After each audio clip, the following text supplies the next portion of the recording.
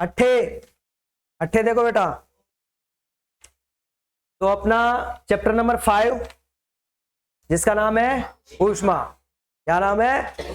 ऊष्मा, हीट। ठीक है, हाँ गरम, समझ गया बेटा।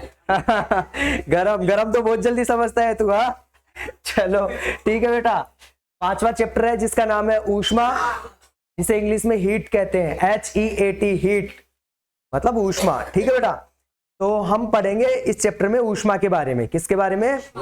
ऊष्मा के बारे में। तो सबसे पहले हमें पता होना चाहिए कि ऊष्मा क्या होती है। ऊष्मा क्या होती है? तो यहाँ पे चैप्टर स्टार्ट करने से पहले बेटा मैंने इसका बेसिक है ना, मैंने लिख दिया है। तो सबसे पहले हम बेसिक पढ़ेंगे। क्या पढ़ेंगे? बेसिक। ठीक है, जैसे चैप्टर का नाम है ऊष्मा, तो हम देख लेते हैं ऊष्मा क्या होती है। और भी जो शब्द आएंगे इसके चैप्टर के अंदर बीच बीच में, तो हम उनको पहले ही क्लियर कर लेते हैं। ठीक है, ताकि चैप्टर पढ़ते टाइम हमें दिक्कत ना आए। सही है बेटा? तो तैयार हो सब? जोश है? शाबाश। हाउ इज द जोश? शाबाश बेटा। चले चलो बेटा, ठीक है। इसी बात पे देखो बेटा, चैप्टर नंबर 5 जिसका नाम है ऊष्मा, हीट। तो सबसे पहले देखते हैं ऊष्मा क्या है। ऊष्मा क्या है? तो देखो बेटा, क्या है ऊष्मा? सबका ध्यान यहां होना चाहिए। ऊष्मा जिसे हीट कहते हैं, यह वह ऊर्जा है। ऊष्मा क्या है? ऊर्जा। ऊष्मा क्या है? ऊर्जा। तो यह वह ऊर्जा है जो एक वस्तु से दूसरी वस्तु में केवल तापमान अंतर के कारण स्थानांतरण होती है। मतलब ऊष्मा एक प्रकार से ऊर्जा है। ऊष्मा क्या है? ऊर्जा है। यह क्या होती है? एक वस्तु से दूसरे वस्तु में क्या होती है? स्थानांतरित होती है। एक वस्तु से दूसरी वस्तु में क्या होती है? स्थानांतरित। वो किसके कारण? तापमान अंतर के कारण। किसके कारण बेटा? तापमान अंतर के कारण। जैसे सपोज करो आपके पास एक ए वस्तु है, ठीक है, एक बी वस्तु है। सही है बेटा? इसका तापमान कम है, इसका तापमान ज्यादा है। सॉरी बेटा, एक मिनट। इसका तापमान क्या है? तो ए वस्तु का तापमान कम है, बी वस्तु का तापमान ज्यादा है। तो ऊष्मा जो है ना, ऊष्मा यह ऊर्जा है। तो ऊष्मा यहां ए वस्तु से बी वस्तु में जाएगी। सॉरी बेटा, सॉरी, बी वस्तु से ए वस्तु में है, क्योंकि ऊष्मा क्या होती है? ज्यादा तापमान से कम तापमान की ओर आती है। समझ में आ गया बेटा? तो ए वस्तु का तापमान कम है, बी वस्तु का तापमान ज्यादा है।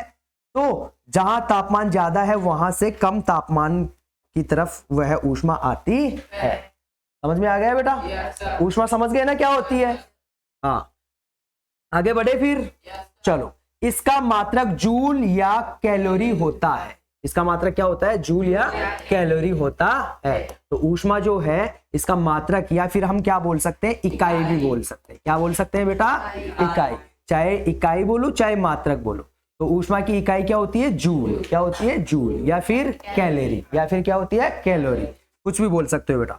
ऊष्मा उच्च तापमान से निम्न तापमान की ओर बहती है। यही तो मैंने आपको अभी अभी बताया है कि जो ऊष्मा होती है वो ज्यादा तापमान से कम तापमान की ओर बहती है। समझ में आया बेटा? या स्थानांतरित होती है। बहती है या स्थानांतरित होती है, बात एक ही है बेटा। ठीक है, समझ में आया? तो ऊष्मा के बारे में समझे बेटा? ऊष्मा एक प्रकार से ऊर्जा है। ऊष्मा एक प्रकार से ऊर्जा है जो तापमान अंतर के कारण स्थानांतरित होती है। वो भी कैसे? ज्यादा तापमान से कम तापमान की ओर स्थानांतरित होती है। ठीक है बेटा? और इसकी इकाई जो होती है या तो जूल होती है या फिर कैलोरी होती है। इतना क्लियर हुआ बेटा? शाबाश। शूटर को क्लियर हुआ? गणेश अपना शूटर है, क्लियर हुआ कि नहीं तुझे? हाँ चल बेटा, तुझे क्लियर होना चाहिए। चलो आगे देखो बेटा, पदार्थ की अवस्था। पदार्थ की अवस्था। तो पदार्थ की अवस्था क्या होती है? तो ये हम बेसिक पढ़ रहे हैं। क्या पढ़ रहे हैं बेटा? चैप्टर का बेसिक। हमें यही नहीं मालूम होगा कि ऊष्मा क्या है, पदार्थ की अवस्था क्या है, तो हमें चैप्टर समझने में बेटा कठिनाई होगी। ठीक है, तो सबसे पहले बेसिक क्लियर कर लेते हैं। तो पदार्थ की अवस्था, तो देखते हैं पदार्थ की अवस्था क्या होती है बेटा। पदार्थ की 3 अवस्थाएं होती है। कितनी अवस्थाएं होती है? 3। पहली ठोस। पदार्थ ठोस होता है। पदार्थ द्रव भी होता है, मतलब लिक्विड। ये सॉलिड, ये लिक्विड और ये गैस।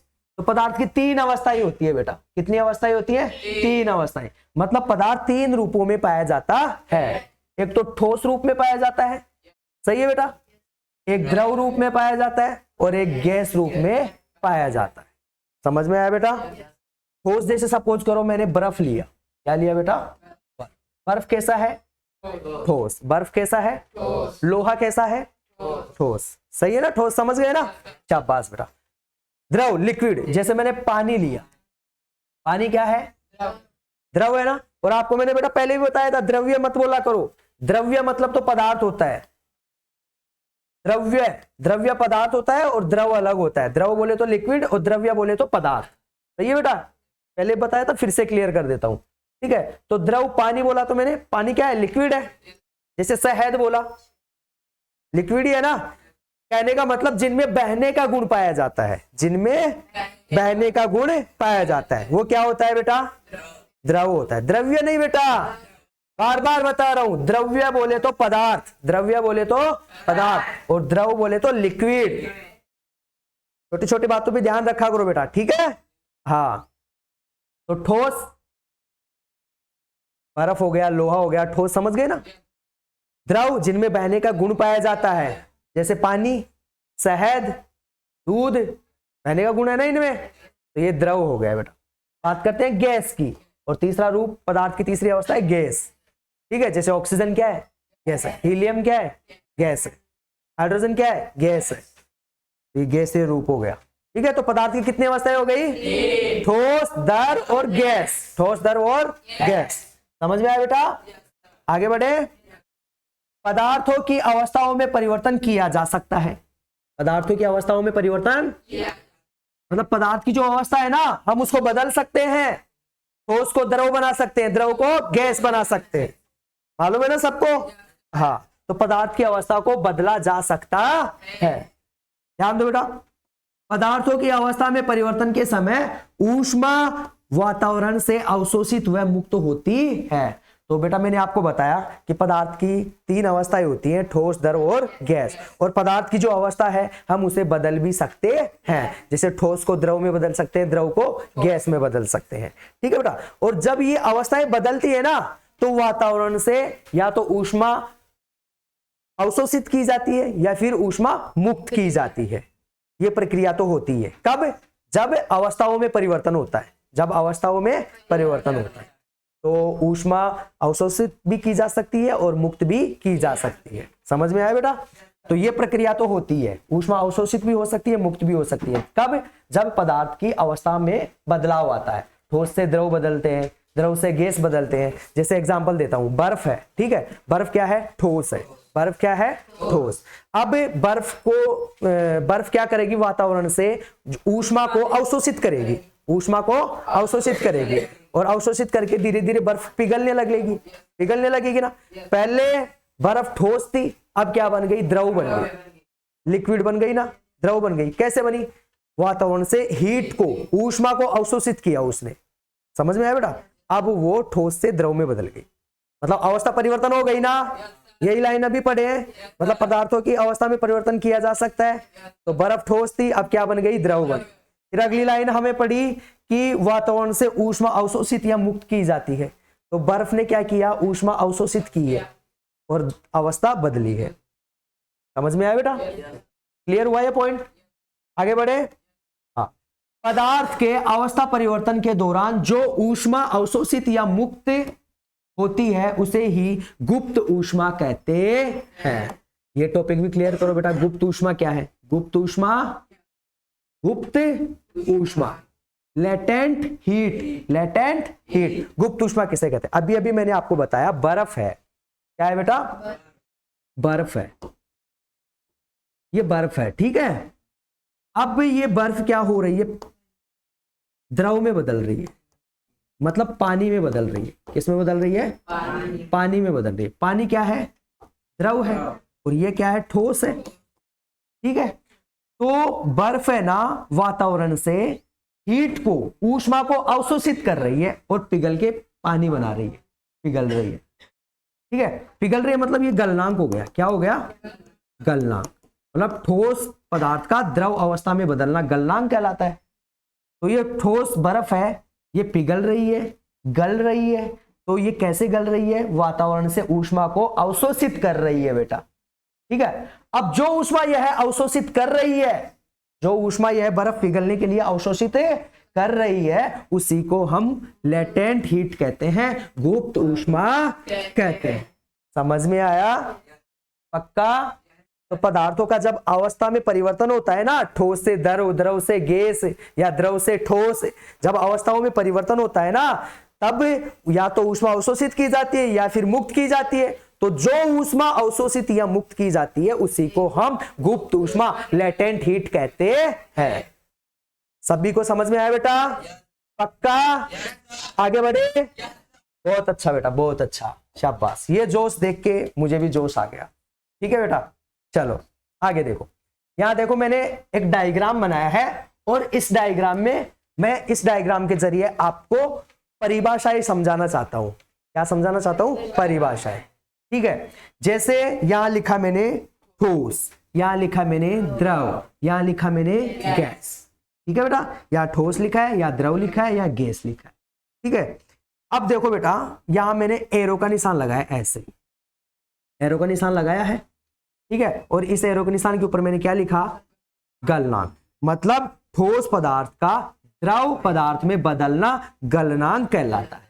ये गलनांक की परिभाषा हो गई। समझ में आया बेटा? मतलब ठोस पदार्थ का द्रव पदार्थ में बदलना गलनांक कहलाता है। जैसे अभी मैंने एग्जांपल दिया था, बर्फ है, वो ठोस थी, वो ऊष्मा अवशोषित की और वो पिघल गई। मतलब उस घटना को हम क्या कहेंगे? गलनांक। उस घटना को क्या कहेंगे? गलनांक। समझ में आया बेटा?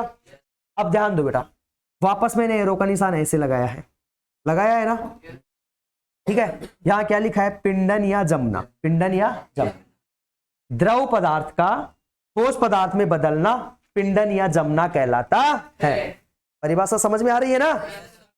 ठोस द्रव पदार्थ का ठोस पदार्थ में बदलना पिंडन या जमना कहलाता है।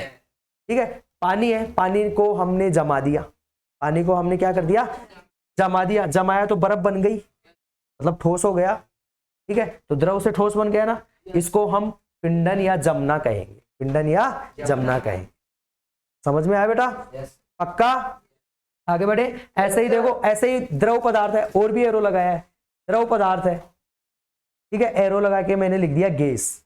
तो द्रव पदार्थ से गैस पदार्थ में बदलना, मतलब पदार्थ का द्रव से गैस अवस्था में बदलना, पदार्थ का द्रव अवस्था से गैस अवस्था में बदलना क्वथनांक कहलाता है या फिर वाष्पीकरण कहलाता है। आप पानी गर्म करते हो, पानी गर्म करते हो तो जब उसका तापमान 100 डिग्री सेल्सियस हो जाता है, उसके बाद में आप उसको जो तापमान दोगे, ठीक है, तो उसके बाद में जो आप तापमान दोगे, उसके बाद में वो जो पानी है वो वाष्प बन के उड़ने लगेगा। वाष्प बन के उड़ने लगेगा, मतलब द्रव से क्या बन रही है? गैस बन रही है। तो इसको हम वाष्पीकरण कहेंगे या फिर क्वथनांक कहेंगे। समझ में आया? वापस यहाँ पे मैंने एरो लगाया है। ठीक है बेटा, मतलब गैस पदार्थ का द्रव अवस्था में बदलना संघनन कहलाता है। समझ में आया बेटा? गैस पदार्थ का द्रव अवस्था में बदलना संघनन कहलाता है। जैसे बेटा आप टोप में गर्म पानी करते हो ना? ठीक है बेटा, तो ऊपर आप उसको ढक दोगे, किसी प्लेट से ढक दोगे, तो प्लेट को बेटा पानी आ जाता है ना, मतलब नीचे पानी गर्म हो रहा है, वो भाप बन के उड़ रहा है, टोप के ऊपर जो आपने रखा है ढक्कन, उससे वो गैस है वो जाके टकराती है। ठीक है, फिर वो वापस पानी में बदल जाती है।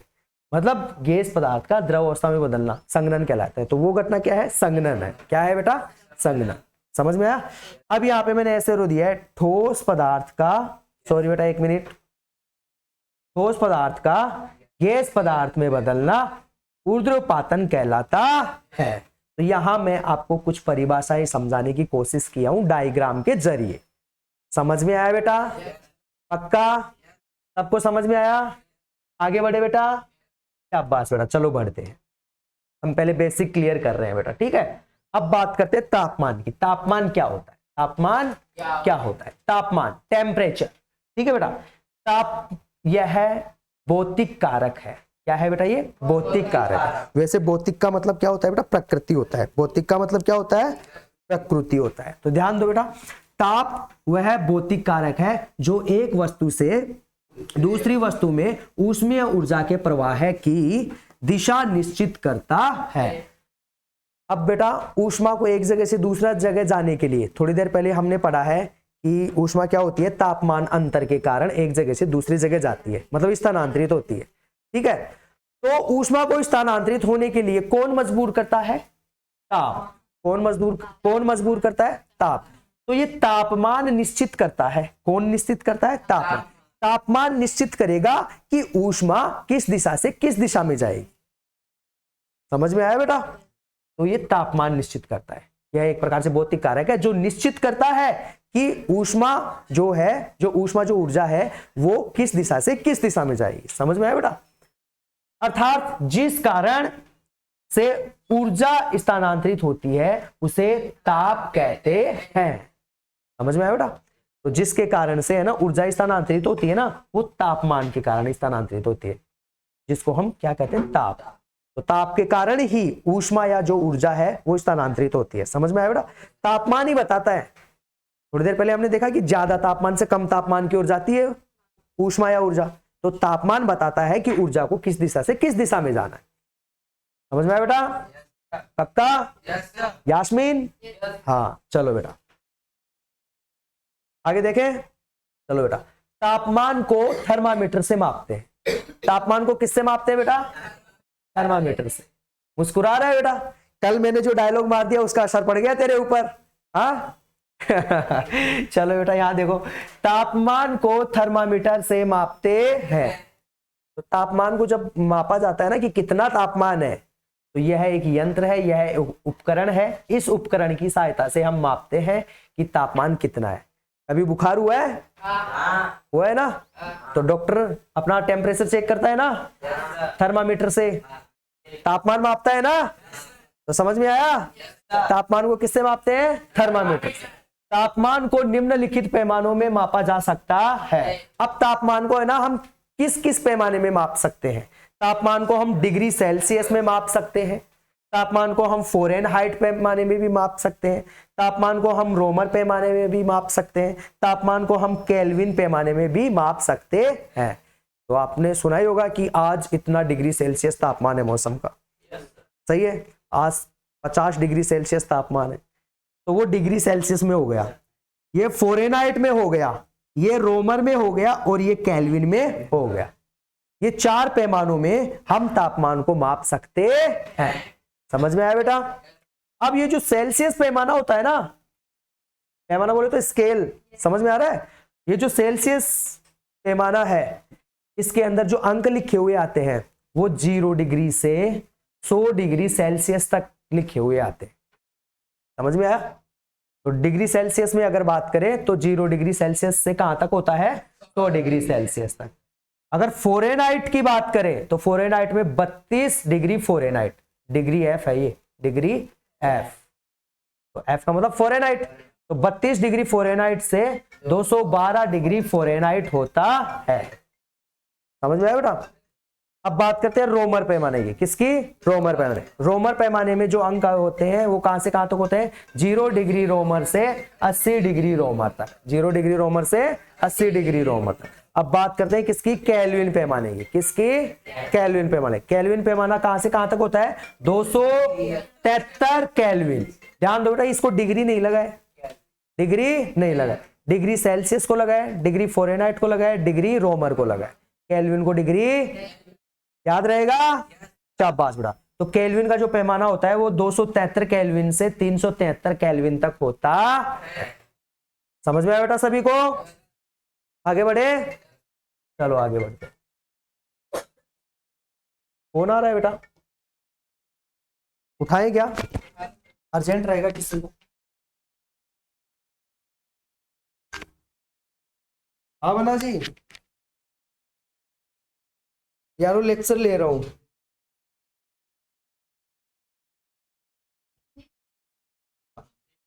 हाँ मतलब 514 का और 257 का दोनों को जोड़ के लिखा है। हाँ जोड़ के देखो एक बार। हाँ हाँ तो ले लो फिर वो, और अपना कंप्लीट हुआ है ना? ठीक है ठीक। चलो बेटा, फोन आ गया था, माफी चाहते हैं हम, ठीक है, अर्जेंट फोन था, अगर फोन नहीं उठाते तो फिर साइलेंट में कर दे। और तेरे कमलेश यार तेरे घर से ही आ रहे हैं। क्या यार कमलेश, फोन करवाते हो, परेशान करवाते हो, धमकियां दिलवाते हो यार आप हमें। चलो बेटा, तो इतना समझ में आ गया बेटा। तो जो तापमान है उसको हम 4 पैमानों में माप सकते हैं, डिग्री सेल्सियस में, डिग्री फ़ारेनहाइट में, डिग्री रोमन में और केल्विन में। सही बेटा। अब आगे देखते हैं आगे क्या है। आगे का टॉपिक देखो बेटा, आगे बताया है कि तापमानों को बदलने के लिए सूत्र, फॉर्मूला, ठीक है, सूत्र फॉर्मूला, तापमानों को बदलने के लिए ये फॉर्मूला है बेटा। अगर आपको मान दे दे डिग्री सेल्सियस में और बोले कि इसको फ़ारेनहाइट में बदलो, इसको किस में बदलो, आपको मान दे दे रोमन में, आपको बोले इसको फ़ारेनहाइट में बदलो, मान बदलवा सकता है ना। आपको बता दे कि 33 डिग्री सेल्सियस है तो फ़ारेनहाइट में बताओ कि 33 डिग्री सेल्सियस फ़ारेनहाइट में कितना होगा, बोल सकता है ना। तो अगर आपको डिग्री सेल्सियस में पूछे, फ़ारेनहाइट में पूछे, रोमन में पूछे, तो केल्विन में पूछे और मान बदलवाए और पूछे कि डिग्री सेल्सियस में तो इतना है और ये तापमान फ़ारेनहाइट में कितना होगा, तो आप इस फॉर्मूले की सहायता से बदल के दिखा सकते हो। ठीक है बेटा, फॉर्मूला दिख रहा है सबको। चलो अब यहाँ पे एक एग्जाम्पल दिया है, एग्जाम्पल से समझते हैं बेटा इसको। ठीक है, एग्जाम्पल क्या है बेटा, आपको दिया कि 13 डिग्री सेल्सियस को डिग्री फ़ारेनहाइट में बदलो, 13 डिग्री सेल्सियस को डिग्री फ़ारेनहाइट में बदलो। समझ में आ रहा है बेटा पक्का। चलो देखो बेटा, सबका ध्यान यहां होना चाहिए, कैसे बदलते हैं। आपको 13 डिग्री सेल्सियस दे दिया, अब पूछ रहा है कि 13 डिग्री सेल्सियस फ़ारेनहाइट में कितना होता है, फ़ारेनहाइट में कितना होता है। तो मैंने क्या किया, ये जो आपको मैंने फॉर्मूला बताया था ना, डिग्री सेल्सियस और ये रहा फ़ारेनहाइट का, तो इतने थे फॉर्मूले को ले लेंगे, इतने थे फॉर्मूले को ले लेंगे, क्योंकि डिग्री सेल्सियस और फ़ारेनहाइट की बात हो रही है तो इन दोनों को ले लेते हैं। सही है बेटा, तो मैंने ये ले लिया फॉर्मूला, वहां से उठाया और इसको यहां लिख लिया। ठीक है, तो क्या फॉर्मूला है, डिग्री सेल्सियस -0 बटे में 100 is equal two degree Fahrenheit -32/180। ठीक है, ये फॉर्मूला ले लिया, समझ में आया बेटा। चलो आगे देखो, आगे क्या बताया, ये फॉर्मूला लिया। अब आपको क्या दिया है कि 13 डिग्री सेल्सियस को फ़ारेनहाइट में बदलो, 13 डिग्री सेल्सियस फ़ारेनहाइट में कितना होता है, यही पूछ रहा है ना बेटा। चलो बेटा, तो डिग्री सेल्सियस की जगह कितना लिख दोगे, 13, ये लिख दिया मैंने 13 डिग्री सेल्सियस की जगह कितना लिख दिया, 13। आगे माइनस लिखा हुआ है, -0 लिखा हुआ है 0, 100 लिखा हुआ है 100, बराबर बराबर, और जो ऐसे कैसे था मैंने ऐसे कैसे लिख दिया। सही है बेटा। अब मैंने क्या किया है बेटा, क्रॉस मल्टीप्लाई किया है, इसको इससे मल्टीप्लाई कर दिया, इसको इससे मल्टीप्लाई। ये तो मालूम है ना क्रॉस मल्टीप्लाई कब करते हैं, जब A/B = C/D होता है, मतलब इधर भी बटे वाले नंबर होते हैं और इधर भी बटे वाले नंबर होते हैं और बीच में बराबर का साइन होता है, बीच में बराबर का साइन होता है, तो हम क्या करते हैं, क्रॉस मल्टीप्लाई करते हैं बेटा। क्या करते हैं, क्रॉस मल्टीप्लाई। तो ध्यान दो बेटा, ध्यान दो सबके सब। तो यहां मैंने क्या कर दिया, क्रॉस मल्टीप्लाई कर दिया, 13 में से माइनस किया 0 तो 13 ही आता है, तो 13 को इंटू कर लिया 180 से, 13 को इंटू कर लिया 180 से। ठीक है बेटा, किसका फोन आ रहा है, हेलो। हाँ दुर्गेश यहाँ नहीं है मैडम, वो कॉलेज गया रहेगा, यहीं से गया था थोड़ी देर पहले। अब ये तो मुझे नहीं मालूम है मैडम, हो गया रहेगा 1-1.5 घंटा। 2 बजे गया था, हाँ 2 बजे गया था। ये कमलेश बोल रहा है, कमलेश बोल रहा है 2 बजे गया था। ठीक है मैडम, मैं लेक्चर में हूँ अभी, है ना। तो बोला ना यार, मेरे को यार तेरे घर से मेरे को क्यों फोन करते हैं, तुम्हारे कोई भी नहीं मिलेगा तो मेरे को फोन करेंगे, कमलेश कहाँ है, दुर्गेश कहाँ है, मेरे को ही फोन करेंगे। नहीं बेटा मेरे को मत किया करो, आज के बाद में नहीं हूं, मैं जा रहा हूँ शाम को गाँव। चलो बेटा यहाँ देखो, हाँ यहाँ देखो 180 को यहाँ पे देखो बेटा क्रॉस मल्टीप्लाई करेंगे। ठीक है, तो 180 को मल्टीप्लाई किया इससे, 13 में से 0 निकालोगे तो 13 ही बचेगा, तो 180 को मल्टीप्लाई कर दिया 13 से, तो कितना आ गया बेटा 2340। ठीक है, अब इसको इससे मल्टीप्लाई करेंगे, 100 को डिग्री एफ से मल्टीप्लाई किया तो 100 डिग्री एफ आ गया। ठीक है, माइनस था माइनस ले लिया, तो को 32 से इंटू किया तो कितना आ गया 3200 आ गया। सही है बेटा, इतना समझा। चलो आगे क्या किया है, ये लिखा हुआ है, ये इधर माइनस में है, इधर आया तो किस में हो जाएगा बेटा प्लस में। तो देखो ये 3200 इधर आया प्लस में हो गया। ठीक है, इधर क्या बचा 100 डिग्री फ़ारेनहाइट। ठीक है बेटा, समझ में आ रहा है ना। हाँ, अब दोनों को मैंने जोड़ दिया तो कितना हो गया 5540। इसके इंटू में 100 था, बटे में आ गया, तो देखो यहां बटे में आ गया बेटा। इधर कौन बच गया, केवल एफ बच गया। ठीक है बेटा, अब बेटा यहां पे देखो 0 से 0 कट कर दिया, 554 को 10 से कट किया तो कितना आया बेटा 55.4 आया, 55.4। ठीक है, तो ये एफ का मान अपने पास निकल गया। मतलब इसने बोला था कि 13 डिग्री सेल्सियस है, इसको बताओ वो फ़ारेनहाइट में कितना होगा। तो फॉर्मूले में हमने पुटअप कर दिया और अपने पास क्या आया, एफ बराबर 55.4 डिग्री फ़ारेनहाइट। अगर वैल्यू डिग्री सेल्सियस में 13 है तो फ़ारेनहाइट में कितना होगा 55.4। मतलब ये दोनों तापमान बराबर है, ये दोनों तापमान बराबर है, समझ गए ना। मतलब डिग्री सेल्सियस में तो 13 डिग्री सेल्सियस, और फ़ारेनहाइट में बात करें तो ये 50.4 डिग्री। सही है ना बेटा, तो ये दोनों तापमान बराबर है, ये डिग्री सेल्सियस में, ये फ़ारेनहाइट में। समझ में आया बेटा, पक्का। आगे बढ़े, चलो बेटा आगे बढ़ते हैं। डिग्री सेल्सियस को केल्विन में बदलना, डिग्री सेल्सियस को केल्विन में बदलना। ध्यान दो बेटा, नोट लगाया है मैंने, ये ध्यान देने योग्य बात है जहां नोट लगाता हूं। अगर आपको मान डिग्री सेल्सियस में दिया है और बोल रहा है कि उसे किस में बदलो, केल्विन में बदलो, तो ध्यान दो बेटा 0 डिग्री सेल्सियस है। ठीक है, तो यहां लिखा है 273 प्लस 0, 273 में कितना जोड़ दिया 0 जोड़ दिया, तो कितना आया 273 केल्विन ही आया। मतलब 0 डिग्री सेल्सियस अगर आपको दिया है और डिग्री सेल्सियस का मान आपको दिया है और बोल रहा है कि उसे केल्विन में बदलो, तो आपको क्या करना है, दिए गए डिग्री सेल्सियस को 273 में जोड़ते हैं तो वह केल्विन में बदल जाता है। आपको जो मान देगा डिग्री सेल्सियस में उसको 273 में ऐड कर दो। आपको चलो सपोज करो 5 दिया है, 5 डिग्री सेल्सियस, बताओ यह है केल्विन में कितना होगा।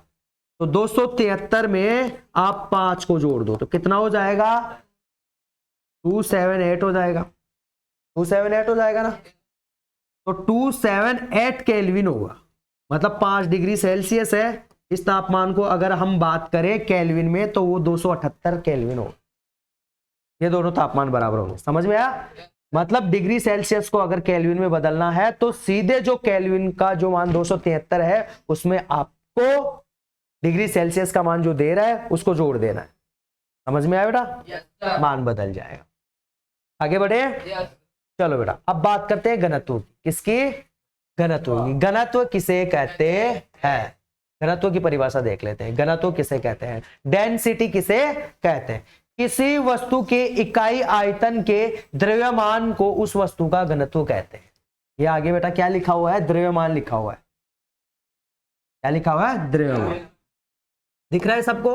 तो ये घनत्व की परिभाषा है। किसकी परिभाषा है बेटा, घनत्व की। कि कोई वस्तु है उसका इकाई आयतन का जो द्रव्यमान है उसी को हम घनत्व कहते हैं। अर्थात हम इसको फॉर्मूले में लिखना चाहे तो ऐसे लिख सकते हैं, D बराबर m/v। D का मतलब क्या होता है बेटा, घनत्व। D का मतलब क्या होता है, घनत्व। और m का मतलब क्या होता है, वस्तु का द्रव्यमान। और v का मतलब होता है वस्तु का आयतन, वस्तु का आयतन। ये घनत्व के बारे में होगा। ठीक है बेटा, चलो बेटा आगे चलते हैं। तो आपका बेसिक खत्म हो गया, बेसिक खत्म हो गया। तो ये शब्द अगर आपके चैप्टर में बीच में आएंगे तो आपको दिक्कत नहीं आएगी चैप्टर समझते समय। समझ गए बेटा, तो मैंने आपको बेसिक क्लियर करवा दिया। अब हम चालू करते हैं चैप्टर को। ठीक है, चैप्टर को चालू करते हैं। तो ध्यान दो बेटा, चैप्टर को चालू करते हैं।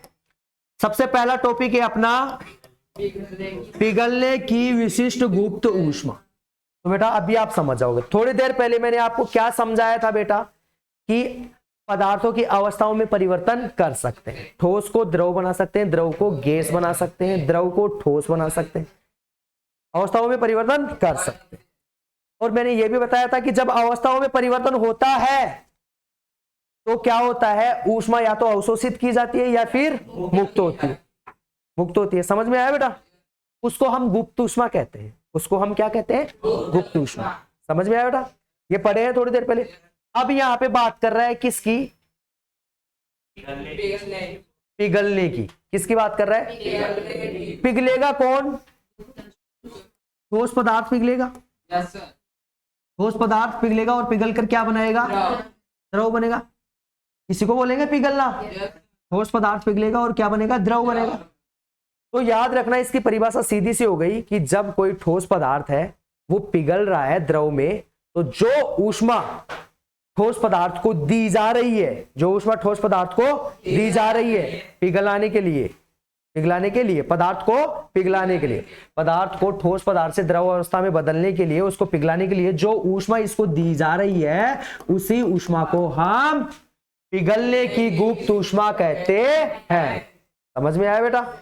पिघलने की गुप्त ऊष्मा समझ गए ना? कोई ठोस पदार्थ है, उसको आप पिघलाओगे, मतलब उसको ऊष्मा देनी पड़ेगी। ऊष्मा दोगे तभी तो पिघलेगा।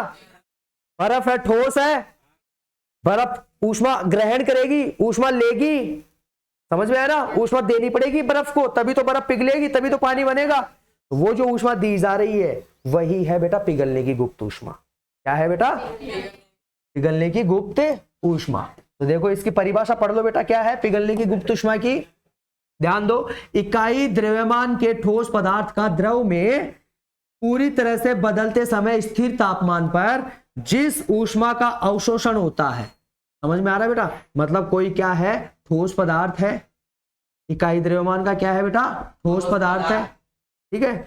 अब ठोस पदार्थ को पिघलाने के लिए क्या दी जा रही है बेटा? ऊष्मा दी जा रही है। वो ऊष्मा अवशोषित कर रहा है ठोस पदार्थ पिघलने के लिए। ठीक है। तो ऐसी ऊष्मा को पिघलने की विशिष्ट गुप्त ऊष्मा कहते हैं। अगर आपके एग्जाम में पूछे पिघलने की गुप्त ऊष्मा किसे कहते हैं, तो आप ये लिख देना बेटा। समझ तो गए ही ना कि कोई ठोस पदार्थ है, उसको पिघला रहे हैं और पिघलाने के लिए उसको ऊष्मा देनी पड़ेगी, और जो ऊष्मा उसको देनी पड़ रही है उसी को हम पिघलने की गुप्त ऊष्मा कहते हैं।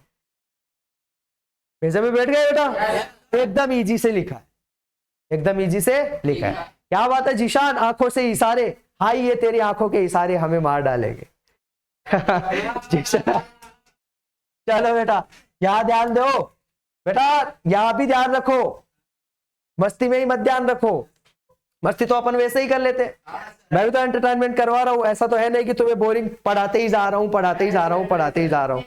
हाँ, मैं खुद तुम्हारे साथ बातें कर रहा हूं। चलो बेटा, तो पिघलने की गुप्त ऊष्मा समझ गए? लिख दोगे? अब बात करते हैं वाष्प की विशिष्ट गुप्त ऊष्मा। वाष्प की विशिष्ट गुप्त ऊष्मा, तो नाम से ही समझ जाओ, वहां पिघलने की बात कर रहा था। यहाँ किसकी बात कर रहा है? वाष्प की बात कर रहा है। वहां पिघलने की किया तो मतलब ठोस पदार्थ ही तो पिघलेगा। यहाँ वाष्प की कर रहा है। किसकी कर रहा है? वाष्प की। तो बेटा कोई द्रव पदार्थ है। क्या है? द्रव। जैसे पानी है। क्या है? पानी।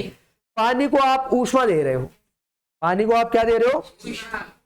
पानी ने ऊष्मा ली, पानी को ऊष्मा दी, तो पानी ने ऊष्मा ली और ऊष्मा लेकर 100 डिग्री सेल्सियस तापमान उसका हो जाएगा एक टाइम पे। फिर बाद में वो किस में बदलने लगेगा? वाष्प पे। तो वो जो ऊष्मा ले रहा है ना पानी, वाष्प बनने के लिए, वाष्प बनने के लिए जो ऊष्मा ले रहा है पानी, वो ऊष्मा ही क्या कहलाएगी? वाष्प की विशिष्ट गुप्त ऊष्मा। समझ में आया बेटा? पक्का? परिभाषा लिखते हो सेम उसी की तरह है। इकाई द्रव्यमान का द्रव पदार्थ, वहां पे ठोस पदार्थ था, यहाँ पे द्रव पदार्थ है। तो इकाई द्रव्यमान के द्रव पदार्थ का गैसीय पदार्थों में पूरी तरह से बदलते समय स्थिर तापमान पर जो ऊष्मा द्रव द्वारा अवशोषित की जाती है। मतलब आपका जो द्रव पदार्थ है वो किस में बदल रहा है बेटा? गैस में बदल रहा है। और गैस में बदलने के लिए वो क्या ले रहा है? ऊष्मा अवशोषित कर रहा है। क्या अवशोषित कर रहा है? ऊष्मा अवशोषित कर रहा है। उस ऊष्मा को वाष्प की विशिष्ट गुप्त ऊष्मा कहते हैं। समझ में आया बेटा? पक्का? ठोस पदार्थ द्रव में बदल रहा है तो ऊष्मा ले रहा है, तो वो हो गई पिघलने की गुप्त ऊष्मा। द्रव पदार्थ गैस में बदल रहा है, ऊष्मा ले रहा है, ये हो गई वाष्प की गुप्त ऊष्मा। समझ में आया बेटा? एग्जाम में पूछे तो ये परिभाषा लिख देना, बहुत इजी है, बस हल्के से पूरा गौर करके देख लेना, सेम है दोनों। वहां पे ठोस आ रहा था, यहाँ पे द्रव आ रहा, यहाँ पे गैस आ रहा है, वहां पे द्रव आ रहा था, वहां पे द्रव आ रहा था। ठीक है बस, और पूरी सेम है। समझ में आया बेटा? आगे देखो, नोट। क्या नोट कितने का है? कितने का नोट है? 500 का, क्योंकि 2000 का नहीं बोल सकते, बंद हो गया ना 2000, अब तो वो नकली हो गया नोट। क्या हो गया वो? नकली। तो इसलिए 500 का नोट ही है अभी तो। ठीक है, सबसे बड़ा यही है ना। हाँ चलो बेटा, हरी पत्ती की बात करते हैं। देखो, अलग अलग पदार्थों का गलनांक, जिसे हम द्रवणांक भी कहते हैं, गलनांक को हम द्रवणांक भी कहते हैं। अलग अलग पदार्थों का गलनांक या द्रवणांक व क्वथनांक, क्वथनांक मतलब द्रव से गैस अवस्था में बदलना, तो अलग अलग पदार्थों का गलनांक और क्वथनांक अलग अलग होता है। कोई पदार्थ है ठोस है, जिसको पिघलाने के लिए कितनी ऊष्मा देनी पड़ती है, और कोई पदार्थ को कितनी ऊष्मा देनी पड़ती है। सबकी ऊष्मा अलग अलग होती है, उसको गलाने के लिए अलग अलग ऊष्मा देनी पड़ती है, इसलिए सबका गलनांक अलग अलग है, और सबका द्रवणांक, ये सबका क्वथनांक भी अलग अलग है, सबका क्वथनांक भी अलग है। तो कहने का मतलब अलग अलग पदार्थों का द्रवणांक और क्वथनांक अलग अलग होता है। सबको अलग अलग तापमान देना पड़ता है पिघलाने के लिए और गैसीय रूप में बदलने के लिए। समझ में आया बेटा? याद रहेगा? आगे बढ़े? चलो बेटा आगे बढ़ते हैं। यहां पे ध्यान दो बेटा, यहां पे क्या दिया है? तापमान में होने वाले परिवर्तन तथा परिवर्तन में लगे समय के मध्य आलेख। ध्यान दो बेटा, सबसे पहले टॉपिक को समझो। तापमान, ठीक है, तापमान यह एक भौतिक कारक है जो बताता है कि ऊष्मा किस दिशा से किस दिशा में जाएगी। सही है? तो तापमान में होने वाले परिवर्तन, तो कोई पदार्थ है उसके तापमान में परिवर्तन होता है जब हम उसको ऊष्मा देते हैं, तो जब उसको हम ऊष्मा देते हैं तो तापमान में परिवर्तन होता है। तो तापमान में होने वाले परिवर्तन तथा परिवर्तन में लगे समय के बीच में आलेख। तापमान में परिवर्तन हो रहा है, एक बात तो ये, और परिवर्तन होने में कितना समय लग रहा है, तो समय के बीच में और तापमान में होने वाले परिवर्तन के बीच में क्या है? आलेख बनाया है, ग्राफ बनाया है। उस ग्राफ को अब हम समझेंगे बेटा। चलो देखो, ये ग्राफ है, ये ग्राफ है, दिख पा रहा है बेटा सबको? पक्का? पक्का दिख रहा है ना? देखो बेटा, ये ग्राफ है, ये तो रहा तापमान आपका, ये तो रहा तापमान, ये पहन लेता हूं बेटा, ये तो रहा तापमान। मतलब ग्राफ जो आपकी ये है ना, ऐसे, ये आपकी ग्राफ है, ठीक है, ये ग्राफ है बेटा। ग्राफ में इस साइड मैंने कौन सा मान दिखाया है? तापमान दिखाया है, मतलब 10, और वो भी किसमें? डिग्री सेल्सियस में। किसमें? डिग्री सेल्सियस में तापमान दिखाया है। 10 degree Celsius, 20 degree Celsius, 30 degree Celsius, 40, 50, 60, 70, 80, 90, 100 degree Celsius तक दिखाया है। कहां तक दिखाया है? 100 डिग्री सेल्सियस तक तापमान इधर दिखा दिया। तो तापमान में परिवर्तन के बीच में और समय के बीच में आलेख बना रहे। समय मैंने इधर लिख दिया, समय मैंने इधर लिख दिया, वो भी किसमें? मिनट में। किसमें? 2 minute, 4 minute, 6 minute, 8 minute, 10 minute, 12 minute, 14 minute, ऐसे ही 30 मिनट तक लिख दिया। कहां तक लिख दिया? 30 मिनट तक। समय मैंने इधर लिख दिया। ठीक है बेटा, अब ध्यान दो, ग्राफ में यहां 0 0 होता है, मूल बिंदु 0 0 ही होता है ना। अब बेटा 0 0 पर देखो, आपको एक बर्फ दी गई है। क्या दी गई है? बर्फ दी गई है। अब बर्फ से आप क्या बना रहे हो? पानी। अब बेटा बर्फ है, बर्फ क्या करेगा? ऊष्मा अवशोषित करेगा, ऊष्मा अवशोषित करा, हीट को खींचेगा, तभी तो वो पानी में बदलेगा। मतलब जो आपका बर्फ है वो हीट लेगा, हीट लेगा, ऊष्मा लेगा, ऊष्मा लेगा, तो क्या होगा बेटा? इसके तापमान में परिवर्तन होगा। तापमान में क्या होगा? परिवर्तन होगा, वो भी समय के साथ में, समय के साथ में। 1 मिनट पे इतना तापमान है, 2 मिनट पे इतना तापमान है, 3 मिनट पे इतना तापमान है, 4 मिनट पे इतना तापमान है। समय के साथ में तापमान में परिवर्तन होगा। तो इन दोनों के बीच में क्या बनाया है मैंने, आलेख बनाया, समय के बीच में और तापमान के बीच में। ठीक है, तो बर्फ है आपको दिया गया है, वो पानी में बदल रहा है ऊष्मा लेके। ठीक है बेटा, बर्फ ठोस है और पानी द्रव है। तो यहां पे बेटा 0 मिनट है। ठीक है, क्या है, 0 मिनट। तापमान भी यहां पे क्या है, 0 है। सही है। अब देखो बेटा ध्यान दो, 0 मिनट के बाद में आपका पूरा ध्यान यहां होना चाहिए बेटा, समझो इस ग्राफ को। 0 मिनट के बाद में 2 मिनट हो गया। कितना हो गया, 2 मिनट हो गया। देखो मैं डार्क कर दिया हूं इसको, क्या कर दिया हूं, डार्क। ठीक है, 2 मिनट हो गया। 2 मिनट में भी तापमान कितना है, 0 ही है। अब देखो बेटा 4 मिनट हो गया। कितना हो गया, फिर भी तापमान कितना है, 0 ही है। अब 4 मिनट के बाद में देखो बेटा धीरे धीरे धीरे धीरे समय भी बढ़ रहा है और तापमान भी, मतलब यहां पे आया, यहां पे आया ना, यहां पे कितना मिनट हो गया, 6 मिनट हो गया। 6 मिनट में तापमान ये आ गया। फिर तापमान, टाइम बढ़ता जा रहा है, टाइम बढ़ता जा रहा है, मतलब यहां पे आ गया तापमान, यहां पे आ गया। अब ठीक है, तापमान देखो इधर कितना हो गया, इधर 20 हो गया ना, इधर 20 डिग्री सेल्सियस हो गया।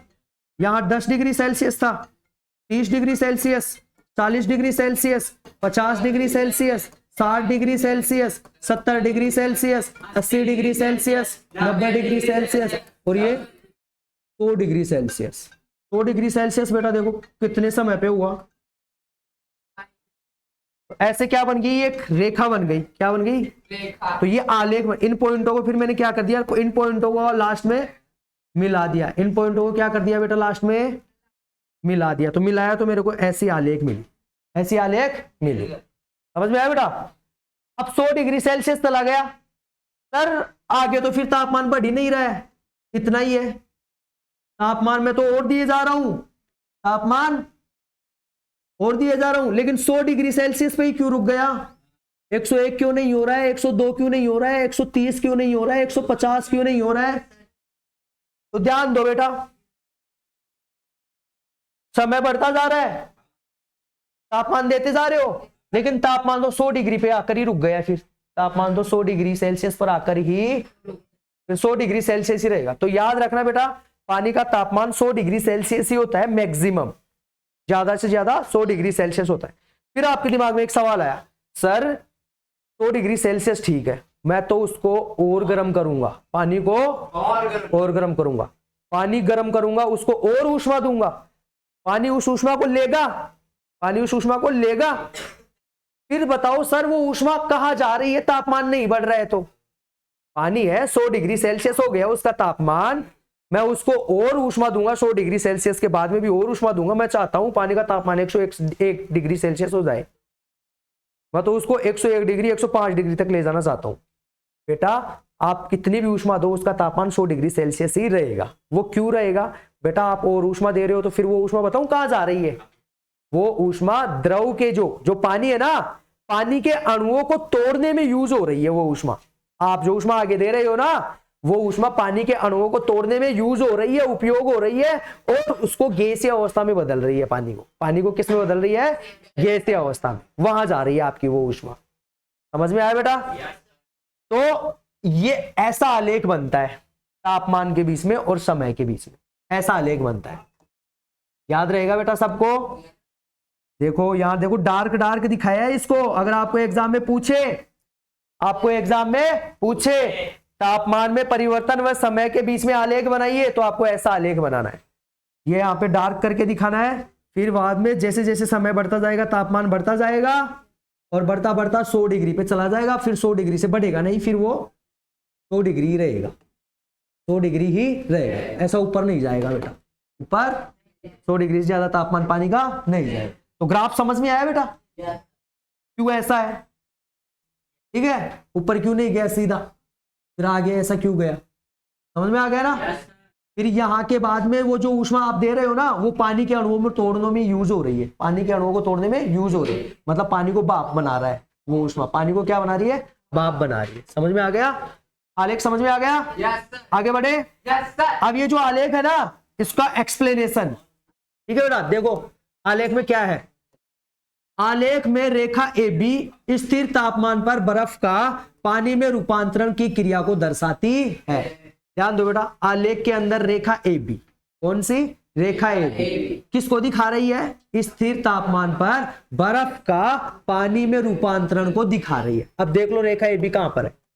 रेखा ए बी कहां पर है? ये रही ए और ये रहा बी। ये रेखा ए बी है, दिख रहा है बेटा? ये रेखा ए बी है, यहां से लेके यहां तक। ये रेखा क्या है? A B. ये रेखा ए बी यह दिखा रही है स्थिर तापमान पर बर्फ का पानी में रूपांतरण को दिखा रही है। मतलब ये बर्फ था, यहां तक 4 मिनट तक वो पूरा पानी बन गया। क्या बन गया बेटा? पानी। तो बर्फ पानी में बदल रहा है, इस बात को दिखा रही है रेखा ए बी। ठीक है बेटा, समझ में आया? आगे देखो बेटा, इसका मतलब जब बर्फ पानी में बदलती है तो पानी का तापमान 0 डिग्री सेल्सियस होता है। तो बर्फ जब पानी में बदलती है ना, तो इससे आप ये समझ गए कि उसका तापमान 0 ही रहता है। देखो तापमान बढ़ रहा है क्या? नहीं बढ़ रहा है। तापमान तो यहां से बढ़ना स्टार्ट हुआ है, नहीं तो यहीं से बढ़ना चाहिए, यहीं से बढ़ना चाहिए ना, तो यहां से नहीं बढ़ा। मतलब ए से लेके बी तक 4 मिनट तक तो देखो वो बर्फ पानी में ही बदल रहा है और तापमान भी 0 ही है। तो इससे आप ये समझ गए कि इसका मतलब जब बर्फ पानी में बदलती है तो उसका तापमान 0 डिग्री सेल्सियस होता। समझ में आया बेटा? पक्का? आगे देखो, क्योंकि बर्फ द्वारा अवशोषित की गई ऊष्मा, आप बोलोगे कि सर बर्फ है, वो ऊष्मा ले रही है, तो उसका तापमान बढ़ना चाहिए ना, 0 डिग्री सेल्सियस ही क्यों? 0 डिग्री सेल्सियस ही क्यों? तो ध्यान दो बेटा, क्योंकि बर्फ द्वारा अवशोषित की गई ऊष्मा, बर्फ जो ऊष्मा ले रही है ना, वो ऊष्मा बर्फ के अणुओं के बंध तोड़ने में उपयोग होती है। इसलिए बर्फ का तापमान, जो बर्फ जब पानी में बदल रहा है ना, तो उसका तापमान बढ़ता नहीं है, 0 ही रहता है, क्योंकि बर्फ के अणुओं को तोड़ने में उपयोग हो जाती है वो ऊष्मा। समझ में आया बेटा? आगे देखो, यह ऊष्मा का अवशोषण बर्फ का पूरी तरह पानी में बदलने तक रहता है। और बर्फ ऊष्मा कब तक लेती रहती है? जब तक कि वो पूरी तरीके से पानी नहीं बन जाए। समझ में आया बेटा? बर्फ का रूपांतरण पूरी तरह पानी में होने के बाद पानी ऊष्मा अवशोषित करता है तो तापमान 0 डिग्री से बढ़कर 100 डिग्री सेल्सियस हो जाता है।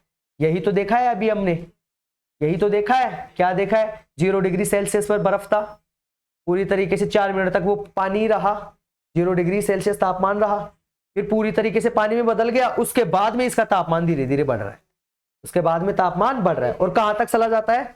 100 डिग्री सेल्सियस तक चला जाता है। ठीक है बेटा, समझ में आया?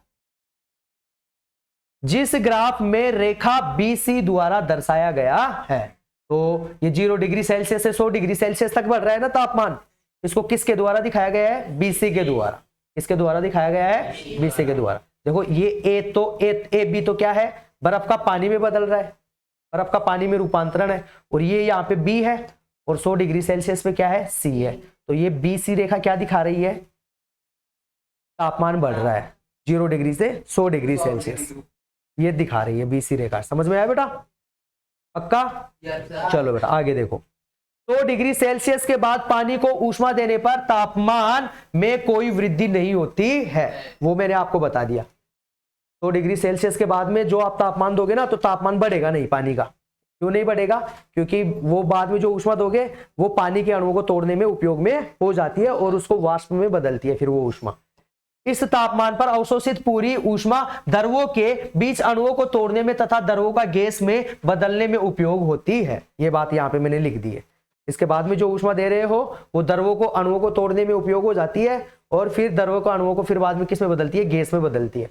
वो ऊष्मा यहाँ उपयोग हो जाती है। द्रव का रूपांतरण गैस में होते समय ऊष्मा अवशोषित होती है परंतु उसके तापमान में वृद्धि नहीं होती है। पानी ऊष्मा अवशोषित तो करता है लेकिन 100 डिग्री से ज्यादा तापमान नहीं बढ़ता है, क्योंकि वो फिर बाद में ऊष्मा में कन्वर्ट हो जाती है। वो तापमान किस में कन्वर्ट हो जाता है? ऊष्मा में। ठीक है, पानी के अणुओं को तोड़ने में उपयोग हो जाता है। समझ में आ गया? तो तापमान के बीच में और समय के बीच में आपको आलेख समझ गया। पानी के बारे में मैंने आपको समझा दिया कि 100 डिग्री सेल्सियस तक उसका क्या होता है? तापमान होता है। कोई डाउट है बेटा? चलो बेटा अब बात करते हैं पुनर्हिमायन की। हिमायन। पुनर्हिमायन किसे कहते हैं? अगर आपके एग्जाम में पूछे आपको कि पुनर्हिमायन किसे कहते हैं तो ध्यान दो बेटा, दाब के कारण बर्फ का पिघलना, दाब के कारण बर्फ का पिघलना। ध्यान दो बेटा, कोई बर्फ का टुकड़ा है, कोई क्या है, बर्फ का टुकड़ा है, ये बर्फ का टुकड़ा है, ठीक है, ये बर्फ का क्या है, टुकड़ा। अब इसके ऊपर बेटा आप दाब डाल दोगे, जैसे सपोज करो इस बर्फ के टुकड़े के ऊपर आपने क्या कर दिया, ये बर्फ का टुकड़ा है और इसके ऊपर आपने क्या किया, ऐसे तार लटका दिया दोनों तरफ, और दोनों तरफ इधर पत्थर बांध दिया और इधर पत्थर बांध दिया। तो दोनों तरफ पत्थर क्या करेगा, इसको तार को खींचेगा, इधर भी पत्थर बांध दिया, इधर भी पत्थर बांध दिया, ये बर्फ का टुकड़ा है, तार बांधा इसके ऊपर ऐसे, इधर भी पत्थर बांध दिया और इधर भी पत्थर बांध दिया। तो तार क्या करेगा, बर्फ के ऊपर दाब डालेगा, बर्फ के ऊपर क्या डालेगा, दाब, दाब डाल रहा है, ठीक है। तो दाब के कारण बर्फ का पिघलना, तो दाब पड़ेगा तो बर्फ क्या होगा, पिघलेगा, बीच में से जहां दाब पड़ रहा है ना बर्फ वहां से पिघलेगा। तथा दाब कम करने पर फिर से बर्फ के बनने की प्रक्रिया को पुनर्हिमायन कहते हैं। तो बेटा मैंने आपको अभी भी बताया कि ये बर्फ का टुकड़ा है, तो यहाँ पे एक तार लिया, तार के दोनों सिरों के इधर आपने वजन बांध दिया, ठीक है, वो वजन इधर भी खींचेगा, तार को इधर भी खींचेगा, तो तार के ऊपर दाब लगेगा और ये दाब बर्फ के ऊपर लगाएगा फिर तार, जिससे बर्फ क्या होगा, धीरे धीरे ये जो तार है बर्फ के अंदर जाते जाएगा, बर्फ पिघलता जाएगा और ये तार बर्फ के अंदर जाते जाएगा, ठीक है। इमेज क्रिएट करो दिमाग में, ठीक है, बर्फ का ये तार बर्फ के अंदर जाता जाएगा, बर्फ पिघलता जाएगा। अब जहां दाब पड़ते जा रहा है बर्फ के ऊपर, वहां बर्फ पिघलते जा रही है, और ऊपर एक टाइम ऐसा आएगा कि ये तार बर्फ के आधे हिस्से में चला जाएगा, आधे हिस्से में चला जाएगा। जहां दाब पड़ रहा है वहां तो पिघलाता रहेगा तार, और ऊपर दाब कम होते जा रहा है, वहां बर्फ वापस बन जाती है, वहां बर्फ ऊपर वापस बन जाती है, और वो तार एक टाइम पे निकल के बाहर निकल जाएगा आर पार बर्फ के, लेकिन बर्फ के टुकड़े वापस जुड़ जाते हैं दाब कम होने के कारण। इसी घटना को हम क्या कहते हैं, पुनर्हिमायन। क्या कहते हैं बेटा, पुनर्हिमायन। समझ में आ गया? पक्का? पक्का समझ में आया ना? आपकी बुक में देखो एक इसका डायग्राम बनाया हुआ है, बेटा ये बुक दे देख, ध्यान दो, आपकी बुक में ये डायग्राम है, देखो बेटा एक टेबल रखी है, यहाँ बर्फ का टुकड़ा रखा है, अब तार से बांध, दोनों तरफ वजन बांध दिया, दोनों तरफ वजन बांध दिया और लटका दिया। ये तार क्या करेगा, धीरे धीरे काट कर इसको आर पार निकल जाएगा, लेकिन बर्फ के टुकड़े नहीं होंगे। दाब डालने पर बर्फ पिघल रही है, लेकिन ऊपर दाब कम होते जा रहा है, बर्फ वापस चिपक जाती है, बर्फ वापस बन जाती है। इसी प्रक्रिया को हम क्या कहते हैं, पुनर्हिमायन। क्या कहते हैं बेटा, पुनर्हिमायन। तो ये आपको पुनर्हिमायन ये समझा रहा है कि बर्फ के ऊपर दाब डालते हैं तो बर्फ पिघलता है, और दाब कम करते हैं तो बर्फ वापस बन जाता है। इसी प्रक्रिया को हम पुनर्हिमायन कहते हैं। समझ में आया बेटा? आगे चले, अब बात करते हैं पानी का असंगत व्यवहार। पानी का असंगत व्यवहार, पानी असंगत व्यवहार दिखाता है। कैसा व्यवहार दिखाता है, असंगत। देखो बेटा कैसे असंगत व्यवहार दिखाएगा, दिख रहा है? चलो बेटा, पानी असंगत व्यवहार दिखाएगा।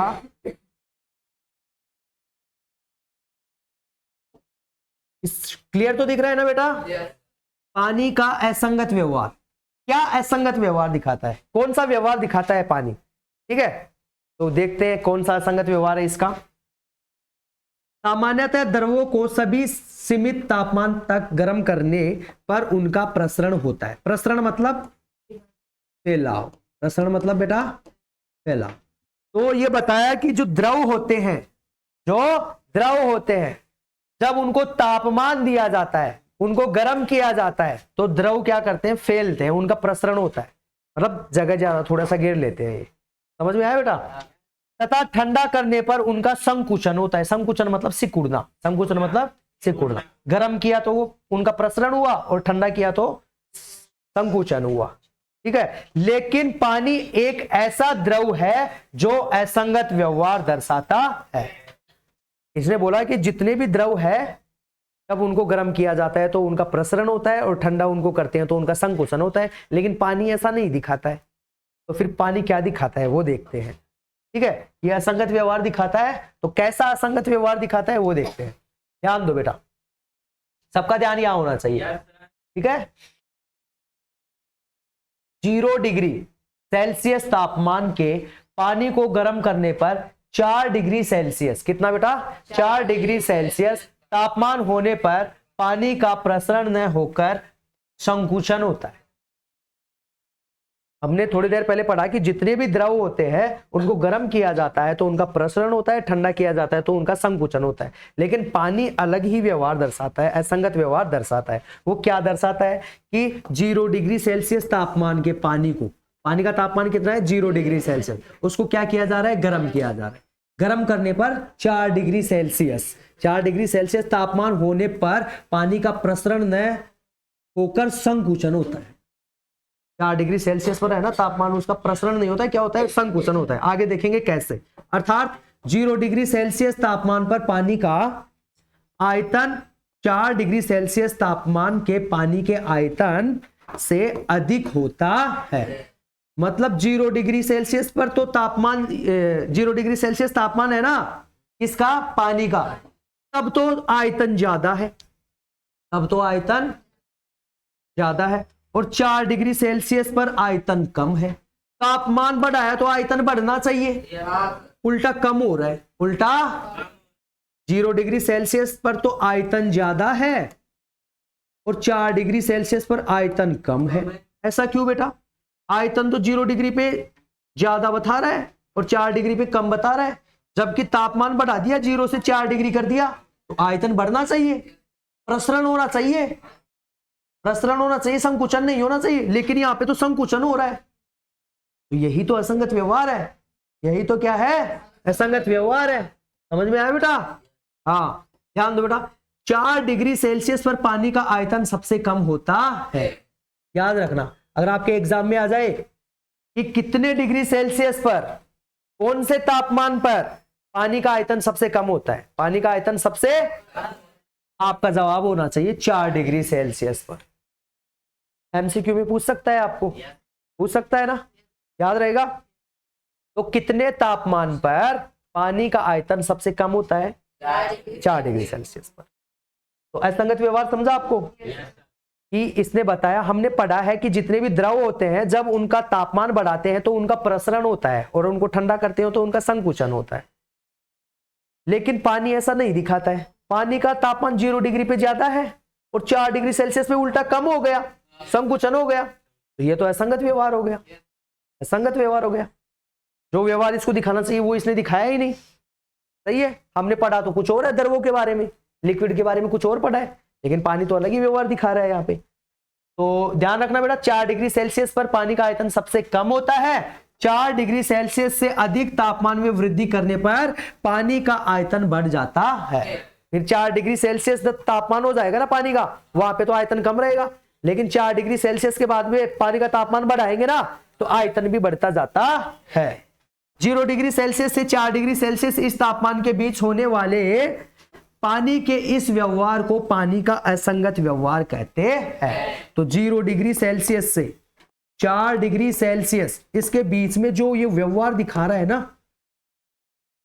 प्रसरण होने के बजाय संकुचन दिखा रहा है, तो इसी व्यवहार को हम असंगत व्यवहार कहते हैं। पानी का क्या कहते हैं? असंगत व्यवहार।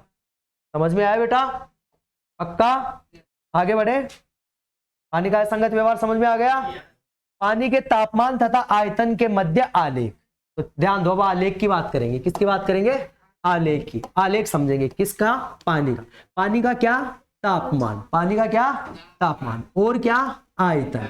तो पानी का जो तापमान है और पानी का जो आयतन है, इसके बीच में आलेख बनाएंगे। क्या बनाएंगे? आलेख। तो आलेख बेटा कुछ यूं इस प्रकार बनेगा, ध्यान दो, ऐसा आलेख बनेगा। दिख रहा है सबको? पक्का? पहले वाला आलेख समझ में आ गया था? ऐसे ही देखो, ये आलेख भी दिया गया है। क्या दिया गया है? आलेख दिया गया है। जिशान खान बेटे यहां चुलबुला मत बन, चुलबुला मत बन, ठीक है? हाँ, चुलबुला मतलब समझ गया ना, मस्तीखोर। हाँ, चू चू कर रहा है।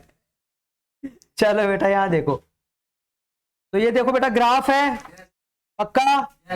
इधर आयतन दिया गया है पानी का। पानी का क्या दिया गया है? आयतन सेंटीमीटर क्यूब में, सेंटीमीटर क्यूब में। ये इधर आयतन दिखाया गया है, ठीक है? और इधर पानी का तापमान दिखाया गया है। क्या दिखाया गया है बेटा? तापमान। किसमें? Degree Celsius. समझ में आया बेटा? अब ध्यान दो बेटा, सभी का ध्यान यहां होना चाहिए। पानी का असंगत व्यवहार देख रहे हैं, पानी के जो आयतन है और तापमान है उसके बदले आलेख देख रहे हैं। यहां देखो आयतन है ये पानी का, ठीक है। जब 0 डिग्री है तापमान क्या है, मूल बिंदु 0 0 ही होते हैं ना। 0 डिग्री तापमान है तो उसका आयतन यहां है। फिर 1 डिग्री तापमान हुआ, 1 डिग्री सेल्सियस, इसमें तापमान यहां कम हो गया, ये सॉरी आयतन कम हो गया, आयतन कम हो गया ना। पहले आयतन यहां था, अब यहां आ गया, सही है। फिर बाद में 2 डिग्री सेल्सियस तापमान दिया, तापमान बढ़ रहा है लेकिन आयतन कम होते जा रहा है। तापमान बढ़ रहा है, आयतन डाउन होते जा रहा है। आयतन बढ़ना चाहिए लेकिन आयतन कम होते जा रहा है। फिर 3 पे आयतन यहां आ गया, 4 डिग्री सेल्सियस पे आयतन यहां आ गया, सबसे कम हो गया, सबसे कम हो गया। देखो बेटा 4 डिग्री सेल्सियस तापमान पे आयतन सबसे कम हो गया। फिर बाद में तापमान 5 डिग्री सेल्सियस हुआ तो आयतन बढ़ गया। फिर 6 डिग्री सेल्सियस हुआ, फिर आयतन बढ़ गया। 7 डिग्री सेल्सियस हुआ, आयतन बढ़ गया। धीरे धीरे आयतन बढ़ते जा रहे, धीरे धीरे आयतन। फिर सबको क्या किया मैंने, एक ऐसे जोड़ दिया, सब बिंदुओं को क्या कर दिया, जोड़ दिया। जोड़ा तो मुझे क्या मिली, ऐसी आलेख मिली, ऐसी आलेख मिली फिर मुझे। तो ये हो गया बेटा आयतन के बीच में और तापमान के बीच में आलेख। यहां पे हमें पानी का असंगत व्यवहार दिख रहा है।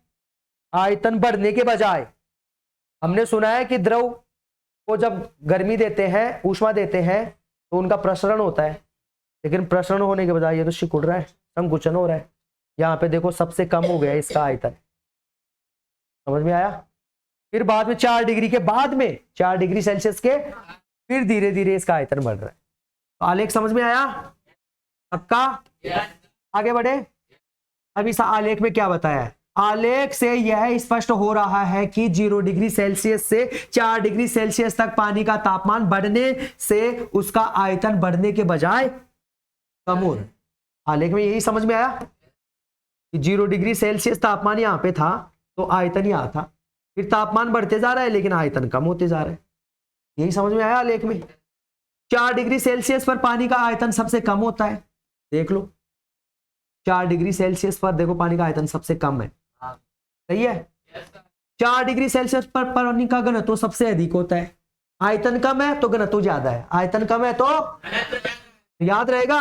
अगर एग्जाम में आपके आ जाए पानी का आयतन सबसे कम कौन सी डिग्री सेल्सियस पर होता है, घनत्व सबसे ज्यादा किस पे होता है, 4 डिग्री सेल्सियस पर। याद रहेगा बेटा आपका? हाँ। अब ध्यान दो, अब अजय का फोन आ रहा है, ध्यान दो, बाद में बात करेंगे बेटा उससे, ठीक है। और 4 डिग्री सेल्सियस से तापमान बढ़ने पर पानी का आयतन भी बढ़ता, यही तो हो रहा है। 4 डिग्री सेल्सियस पर जब इसके बाद में हम तापमान बढ़ा रहे हैं तो आयतन भी बढ़ते जा रहे हैं। बस इसमें जो है वही देख रहे हैं बेटा, ठीक है। आगे देखो बेटा, उनको बता दो सर अभी लेक्चर में। आगे देखो बेटा, आगे देखो, आलेख देख लिए, समझ गए। अब बात करते हैं होप के उपकरण की सहायता से पानी के असंगत व्यवहार का अध्ययन करना। वैज्ञानिक है कौन, होप। कौन, होप। उन्होंने एक उपकरण बनाया, क्या बनाया, उपकरण। एक ऐसा उपकरण बनाया, एक ऐसा यंत्र बनाया जिससे उसने देखा कि हाँ यार सच में पानी असंगत व्यवहार दिखा रहा है, पानी असंगत व्यवहार दिखा रहा है। तो उसने उपकरण बनाया। तो देखो वो उपकरण आपकी बुक में मैं दिखाता हूं बेटा, पेज नंबर 65, पेज नंबर 65। ध्यान दो, ये उपकरण बनाया उन्होंने, होप ने बनाया, ठीक है। समझ में आ रहा है बेटा? ये उपकरण देख लोगे, ये होप का उपकरण है। एग्जाम में अगर आ जाए कि ये क्या है तो बता दोगे ना, ये होप का उपकरण है। इसकी सहायता से उन्होंने पानी के असंगत व्यवहार को समझा, ठीक है। हाँ, ध्यान दो बेटा, ध्यान दो। तो होप का उपकरण देख लिया ना, अब इसको समझ भी लेते हैं। चलो, होप के उपकरण में धातु के ऊंचे पात्र में बीचों बीच एक फैला हुआ गोलाकार पात्र जुड़ा हुआ होता है। जुड़ा है ना। होप का उपकरण है, इसमें धातु का एक ऊंचा पात्र है, ऐसे ऐसे धातु का एक ऊंचा पात्र है, ठीक है। ऐसे एक धातु का ऊंचा पात्र है, इसमें बीचों बीच गोलाकार, देख लो बीचों बीच गोलाकार जुड़ा हुआ है एक पात्र, ऐसे बीचों बीच जुड़ा हुआ है, ठीक है। ऊंचे पात्र में गोलाकार फैले हुए पात्र के ऊपर T2 और नीचे T1 तापमापी जुड़ी हुई होती है। यहां पर तापमापी जो तापमान को माप रही है, तापमान को, तो ये फैला हुआ पात्र है, इसके ऊपर तो कौन सी होती है, T2, और इस फैले हुए पात्र से नीचे कौन सी है, T1। ये तापमापी जुड़ी हुई है, इसके बारे में ही लिख रहे हैं, ठीक है बेटा। धातु के ऊंचे पात्र में पानी भरा हुआ होता है। ये जो धातु का ऊंचा पात्र है ना बेटा, दिख रहा है ना, इसमें पानी भरा है। धातु का ऊंचा पात्र जो है, इस फैले हुए पात्र में नहीं, ये जो धातु का ऊंचा पात्र है ना, ये वाला, हाँ, इसमें पानी भरा हुआ है, ठीक है, बीच में। समझ में आ रहा है, आगे बढ़े। और फैले हुए पात्र में बर्फ और नमक का मिश्रण भरा हुआ है। और वो जो धातु के पात्र के चारों ओर फैला हुआ पात्र है ना, उसके अंदर बर्फ भरा है और नमक, इन दोनों का मिश्रण भरा है। नमक क्यों डाला बेटा, मिश्रण मतलब दोनों को मिला के, मतलब बर्फ और नमक दोनों को मिला के उसमें डाला है। नमक इसलिए डाला है ताकि बर्फ जल्दी से ना पिघले, ठीक है। आगे देखो, हर 30 सेकंड के बाद दोनों तापमापियों के तापमानों को नोट किया जाता है। T2 तापमापी और T1 तापमापी लगी है, फैले हुए पात्र से ऊपर तो T2 लगी है, फैले हुए पात्र से नीचे T1 लगी है, तो दोनों तापमापियों में तापमान को नोट कर लिया जाता है 30 सेकंड के बाद में। हाँ, 30 सेकंड हो गया, T2 तापमापी इतना तापमान दिखा रही है, T1 तापमापी इतना तापमान दिखा रही है, ठीक है। तापमापी T1 का तापमान तेजी से कम होता है। T1 तापमापी जो फैले हुए पात्र से नीचे लगी हुई है, उसका तापमान क्या होता है, तेजी से कम होता है। और तापमापी T2 का तापमान धीरे धीरे कम होता है। ऊपर की जो तापमापी है उसमें तापमान धीरे धीरे कम हो रहा है, और T1 जो नीचे लगी हुई है उसका तापमान जल्दी से कम हो रहा है। T1 तापमापी में तापमान 4 डिग्री सेल्सियस तक पहुंचते ही वह कुछ समय के लिए स्थिर रहता है। जो फैले हुए पात्र से नीचे जो T1 तापमापी लगी हुई है बेटा, उसमें तापमान 4 डिग्री सेल्सियस तक जाता है, और 4 डिग्री सेल्सियस तापमान तक पहुंचता है ना तापमान, तो कुछ समय के लिए तापमान वहां 4 डिग्री सेल्सियस ही रहता है। कितना रहता है, 4 डिग्री सेल्सियस ही रहता है। T2 तापमापी का तापमान धीरे धीरे 4 डिग्री सेल्सियस तक कम होता है। T1 तापमापी का तापमान तो जल्दी से कम होता है और वो 4 डिग्री पे स्थिर हो जाता है, 4 डिग्री पे आके थोड़ी देर के लिए रुक जाता है। लेकिन T2 तापमापी का तापमान धीरे धीरे कम होता है और 4 डिग्री सेल्सियस तापमान तक आता है। इस कारण एक ही समय में T1 तथा T2 4 डिग्री सेल्सियस तापमान दर्शाते हैं। T1 तापमापी ने क्या किया, जल्दी से तापमान 4 डिग्री सेल्सियस दिखा दिया, क्योंकि उसका तापमान जल्दी से ये हो गया। और T2 तापमापी है ना, वो धीरे धीरे उसका तापमान कम होता है और 4 डिग्री सेल्सियस तक उसका तापमान आता है, क्योंकि तब तक T1 तापमापी का तापमान स्थिर रहता है। तो फिर एक ही समय में दोनों 4 डिग्री सेल्सियस तापमान दिखाते हैं। दोनों तापमापियों में T2 तापमापी सबसे पहले 0 डिग्री सेल्सियस तापमान दिखाती है। T2 तापमापी जो है ना ऊपर लगी हुई है, वो सबसे पहले 0 डिग्री सेल्सियस तापमान दिखाती है। इसके बाद में T1 तापमापी 0 डिग्री सेल्सियस तापमान दिखाती है। T1 तापमापी 0 डिग्री सेल्सियस तापमान दिखाएगी बाद में, किसके बाद में, T2 के बाद में। T2 के बाद में सबसे पहले T2 तापमापी 0 डिग्री सेल्सियस तापमान दिखाएगी, उसके बाद में T1 दिखाती है। ठीक है बेटा, आगे देखो। प्रारंभ में ऊंचे पात्र के बीचों वाले भाग के पानी का तापमान उसके आसपास के हिम मिश्रण के कारण, हिम मतलब बर्फ का मिश्रण, बर्फ के मिश्रण के कारण कम होता है। तो इसने बताया है कि प्रारंभ में ऊंचे पात्र के बीच वाले भाग में, क्योंकि अभी अभी मैंने आपको बताया कि होप का उपकरण कैसा होता है, कुछ यू होता है, कुछ यू होता है होप का उपकरण। ठीक है, अब यहाँ पे फैला हुआ पात्र लगा हुआ रहता है, यहाँ पे T2 तापमापी होती है, यहाँ पे T1 तापमापी होती है।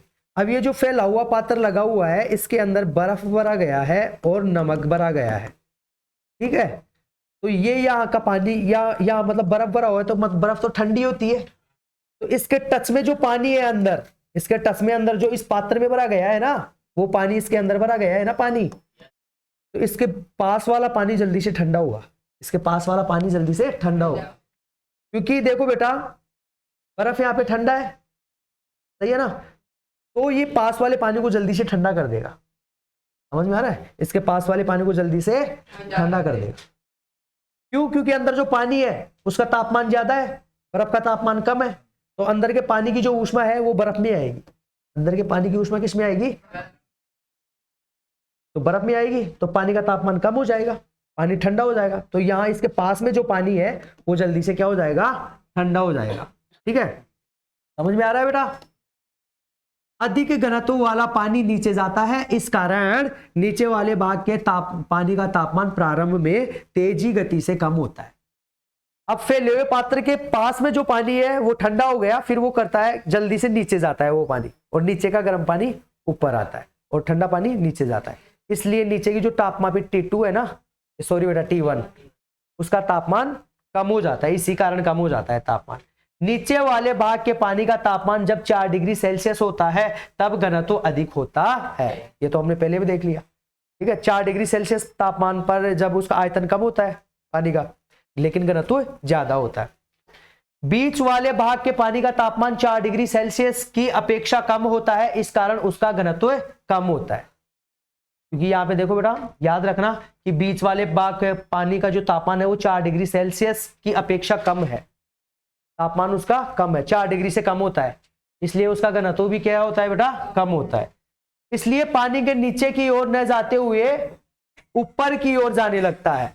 अब पानी क्या करेगा? नीचे के पानी को ठंडा कर दिया, अब वो पानी ऊपर की तरफ जाएगा, ऊपर का फिर गर्म पानी वापस नीचे आएगा उस लंबे पात्र में।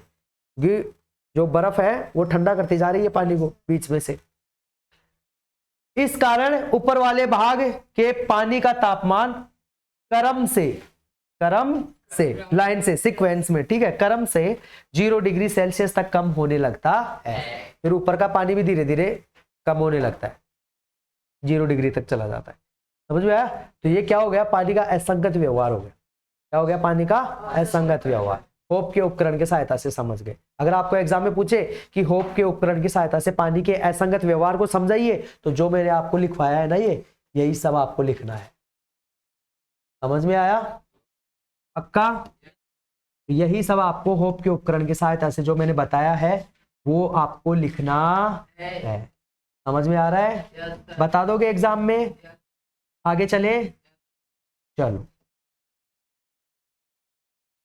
समय व तापमान के मध्य आलेख। ये जो होप का उपकरण बनाया है ना, होप ने जो उपकरण बनाया है, तो उसकी ग्राफ कुछ इस प्रकार से बनती है, क्योंकि हर 30 सेकंड के बाद में समय को नोट किया जा रहा था, तो इस प्रकार से आलेख बनेगी। ठीक है, तो ये आपकी आलेख है, ये आपके आलेख है। ठीक है, इधर तापमान दिखाया है डिग्री सेल्सियस में, 4 डिग्री सेल्सियस, 8 डिग्री सेल्सियस।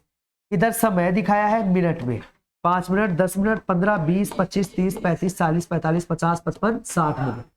ठीक है बेटा, और आपकी जो T2 तापमापी है उसका आरेख तो ये रहा, T2 तापमापी का आरेख ये रहा, और जो T1 तापमापी है उसका आरेख ये रहा। उसमें देखा था ना कि 4 डिग्री सेल्सियस पर जब तापमान आता है तो कुछ देर के लिए स्थिर रहता है। तो देखो बेटा, ये स्थिर हो रहा है, ये क्या है? स्थिर। तापमान 4 डिग्री सेल्सियस पर कुछ टाइम तक स्थिर रहता है, फिर बाद में तापमान कम होता है, फिर तापमान कम होता है। तो देखो ये कम हो गया तापमान, ये भी पढ़े थे। 4 डिग्री में देखो यहां से लेकर यहां तक स्थिर है। कैसे है? यही थोड़ी देर पहले हमने पढ़ा था कि जो T1 तापमापी है उसमें 4 डिग्री सेल्सियस पर तापमान आता है ना, तो वो कुछ समय के लिए स्थिर रहता है, फिर बाद में कम होता है, यही पढ़ा था। और जो T2 तापमापी है उसमें देखो बेटा कम होते जा रहा है, धीरे धीरे कम होते जा रहा है, क्योंकि हमने पढ़ा था T1 तापमापी में तेजी से कम होता है। तो ये देखो तेजी से कम हो गया, जल्दी से तेजी से कम होता है तापमान, तो ये देखो तेजी से कम हो रहा है।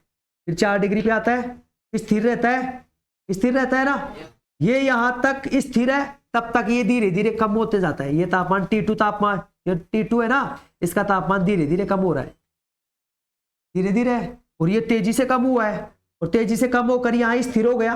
जब तक ये रुक गया तापमान तब तक ये इसको धीरे धीरे तापमान आ जाएगा इसका यहाँ तक, फिर दोनों एक ही समय में 4 डिग्री सेल्सियस दिखाएंगे, फिर बाद में दोनों का तापमान कम हो जाता है, दोनों का तापमान समझ में आ गया बेटा। तो ये होप के उपकरण की सहायता से जो आलेख बनी है ना वो ये है समय और तापमान के बीच में, समझा बेटा। एग्जाम में पूछे तो बना दोगे। चलो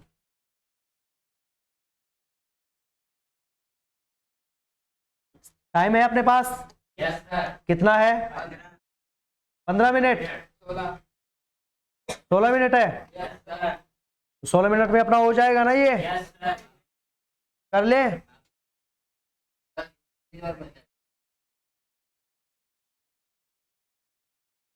चलो बेटा फिर इसको नेक्स्ट लेक्चर में करते हैं, ठीक है।